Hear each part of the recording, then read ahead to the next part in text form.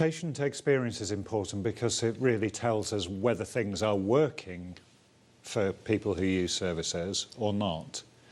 And we need to base those questions on the things that are important to people.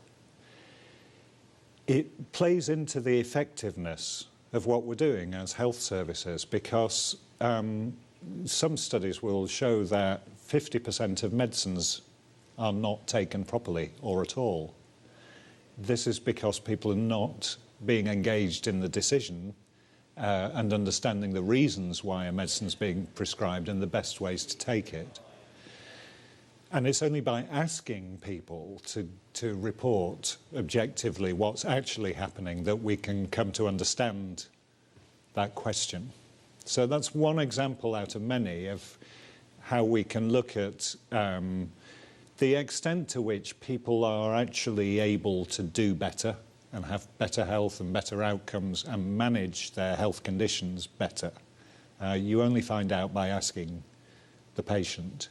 And of course the challenge is to make that well-researched, systematic, and also to use the results once you have them to make changes and to redesign care.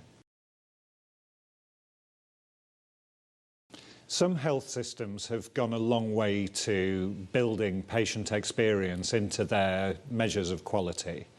In the United States, in England, in the Netherlands, you see large-scale national surveys of patient experience, sometimes tied to rewards to the service according to how well they're doing, or sometimes used, as in the United States, as a marker for those who are buying healthcare on behalf of their clients. They'll go to places where patients are getting a better experience. And that makes a difference. I think there is further to go. One of the limitations of those types of mass survey is they tend to look at one single care setting at a time, a particular hospital, a particular GP practice. Another limitation is they will only measure one episode of care, although one person may be having many episodes of care in a year. So I think there's now a new area to move into of really looking from the person's point of view at how they're using services together and what the impact together of those different services is for them, how it's improving their outcomes, particularly in managing their daily life, their quality of life and well-being. If you take the Porter critique of value, for instance, it says, don't just look at the clinical outcomes of one service or one consultation, look at what all the bits of the system are doing over time. And I think we need to go the same way now with patient experience.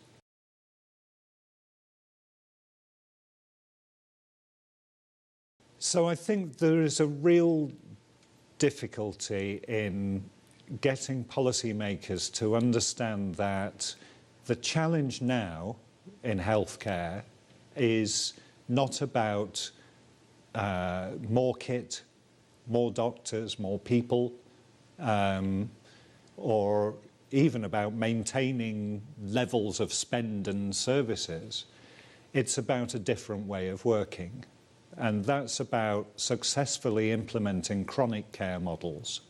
Because the people who are using the vast majority of healthcare and other resources, like social care, are people who are not going to be cured. They've got long-term conditions, often several conditions together. And what we see from research as most effective for them is to be supported, to be more active and more successful in what we call self-management, that is, managing the impact of their health status on the rest of their lives.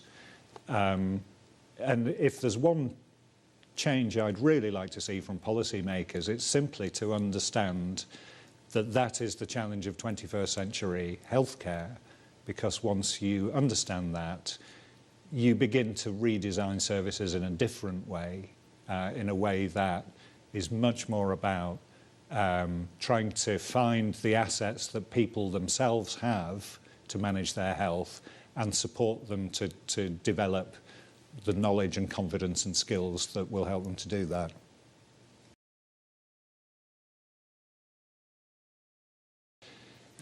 The biggest challenge is changing the purpose and imperatives of care and treatment.